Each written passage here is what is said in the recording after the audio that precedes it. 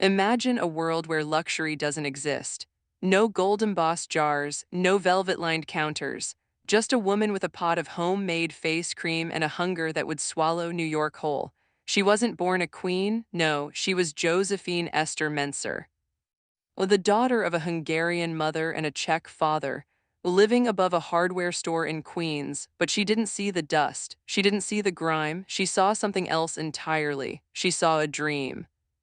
And she was going to make sure every woman on the planet bought a piece of it. Most entrepreneurs sell a product. They sell a solution to a problem, but Estee, she was different. She understood a fundamental truth about the human psyche that the giants of her time ignored. She didn't want to sell you a cream. She wanted to sell you a version of yourself that didn't exist yet. The Estee Lauder Playbook wasn't written in a boardroom.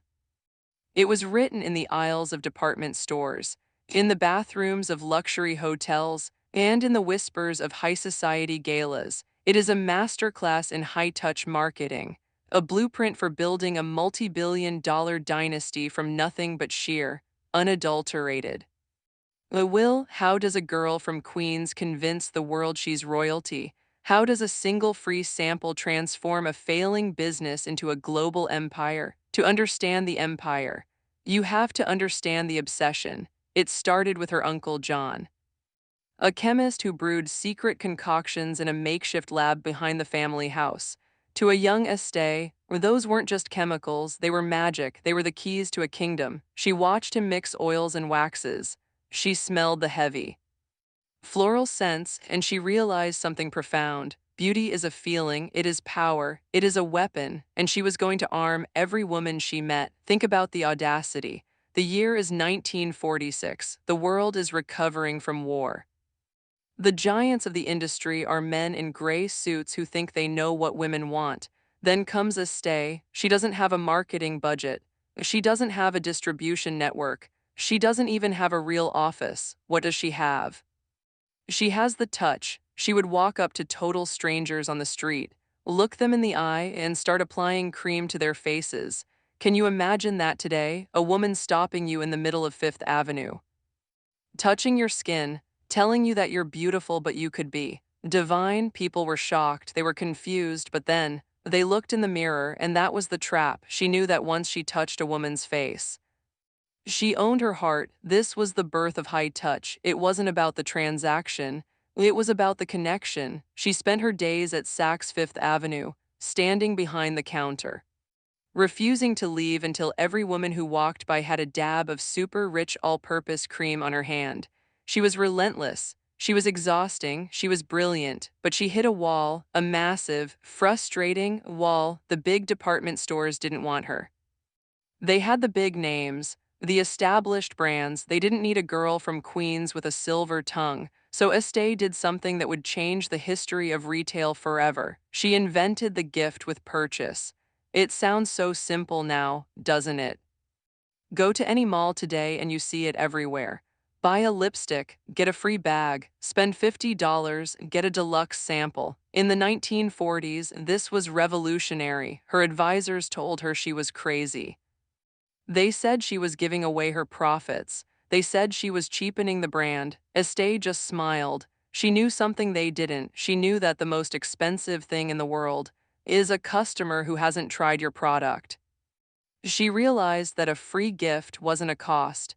It was an investment in an addiction. If she could get her cream onto a woman's vanity, she had a customer for life. The free sample was the Trojan horse of the beauty industry, and it worked.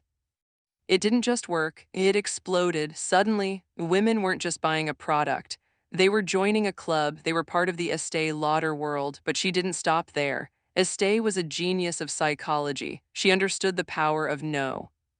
When she wanted to get into the prestigious Galeries Lafayette in Paris, they turned her down repeatedly. Most people would have given up. Most people would have felt defeated. Not Estee. She went to the store, stood in the middle of the crowded floor, and accidentally dropped a large bottle of her new fragrance, Youth Dew, onto the ground. The glass shattered. The heavy, spicy, intoxicating scent filled the entire floor. Women started stopping. They started sniffing the air. They started asking, "What is that? Where can I buy that?"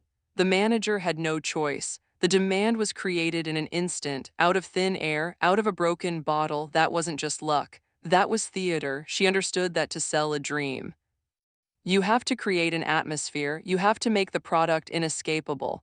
Youth Dew was her masterpiece of strategy. Back then, perfume was something women waited for men to buy them. It was for anniversaries, for birthdays, for special occasions. It was tucked away in a drawer, used sparingly. Estee hated that. She wanted women to buy fragrance for themselves. She wanted it to be a daily habit, a necessity, so she didn't call Youth Dew a perfume, she called it a bath oil. A bath oil that just happened to smell like a goddess. Women felt they could buy it for themselves without guilt. It was a functional luxury, and by the time the men realized what had happened, Estee had already captured the market. She was always 3 steps ahead. She was the one who decided that the packaging should be a specific shade of blue, Lauder blue, because it looked expensive on any bathroom counter, regardless of the decor. She was the one who insisted on being at every store opening, training every beauty advisor personally. She didn't want salespeople, she wanted disciples. She taught them how to touch, how to listen, how to whisper the secrets of beauty into a customer's ear. She was building a culture, not just a company. And as the decades passed, the hardware store in Queens became a distant memory, replaced by a global empire of brands like Clinique, Mac, and La Mer. But at the core, it was always her. It was always the woman who believed that beauty is an attitude. She never looked at her competitors. She only looked at her customers. She didn't care about what was on trend. She cared about what made a woman feel like she could conquer the world. Because Estee knew, if you give a woman the tools to feel powerful, she will pay any price, she will follow you anywhere. So, what is the real secret of the Estee Lauder Playbook? Is it the gift with purchase? Is it the high-touch service? Is it the accidental spills in Paris? No, those were just the tactics, the real secret. The deep, uncomfortable truth that built the dynasty is that Estee Lauder never sold a single jar of cream in her entire life. Not one. She sold the belief that you were worthy of the best. She sold the idea that your face was a canvas for greatness. She sold the hope that, with just a little bit of magic from a blue jar, you could become the woman you always dreamed of being. She didn't just build a brand. She built a mirror, and for 80 years, the world hasn't been able to look away. Success, she used to say, isn't something you dream about.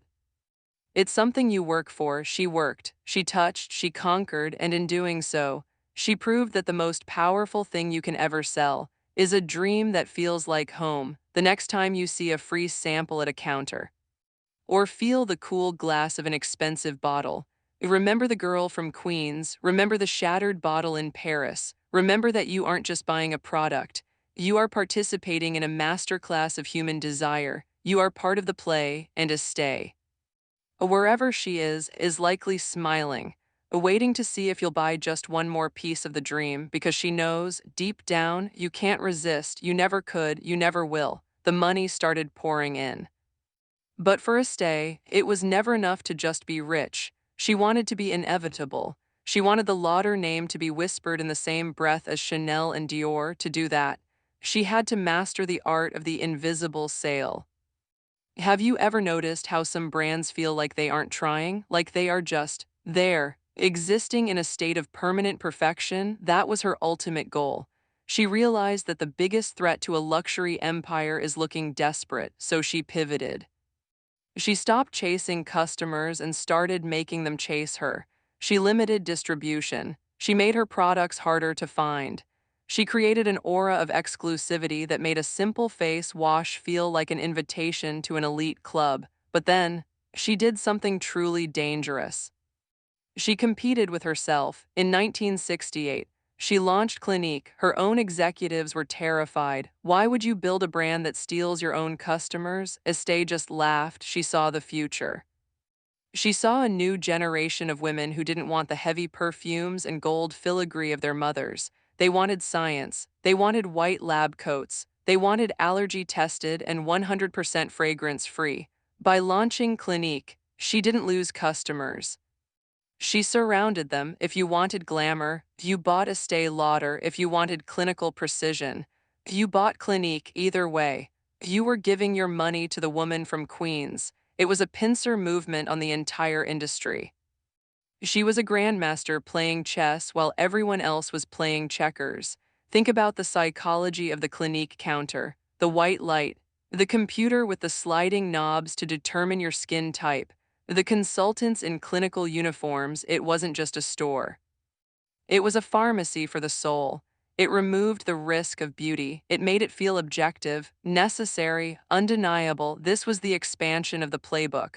Rule number one, never let a customer leave your ecosystem if their tastes change. Make sure you have a new brand waiting for them if their budget changes. Be there with a different price point. She was building a net that spanned the entire globe. And yet, despite the boardrooms and the billions, she never lost her edge. She would still walk into a department store at 80 years old and start rearranging the jars. She would see a woman with the wrong shade of lipstick and she couldn't help herself. She would fix it because it wasn't a job, it was a mission. She believed that every woman had the right to be beautiful, and more importantly, she believed that she was the only one who could provide the map to get there. The legacy she left behind isn't just a collection of brands. It's a fundamental shift in how we consume. She taught us that the gift with purchase isn't a bonus. It's a bridge. She taught us that the high touch isn't a service. It's a bond, and she taught us that the greatest marketing tool ever invented isn't an ad in a magazine or a billboard in Times Square. It's the human hand. It's the moment of contact. It's the whisper that says, "This was made for you." Today, the Estee Lauder companies own over 25 brands. They dominate the shelves from Tokyo to Paris to New York, but every time a consultant reaches across a counter to apply a drop of serum to a stranger's wrist, the ghost of Estee is there, watching the eyes, waiting for the spark of recognition, waiting for the moment the dream takes hold. She turned a kitchen stove into a throne, she turned a name into a dynasty, and she did it by never, ever, selling just a cream. She sold the mirror. And we've been looking into it ever since. The dream is still for sale. And the price is just a little bit of your soul and a lot of your loyalty, but in return, she gives you the world, or at least the version of it where you are exactly who you want to be. And that, in the end, is the most successful playbook ever written. Case closed, the empire remains, the dream lives on and on and on.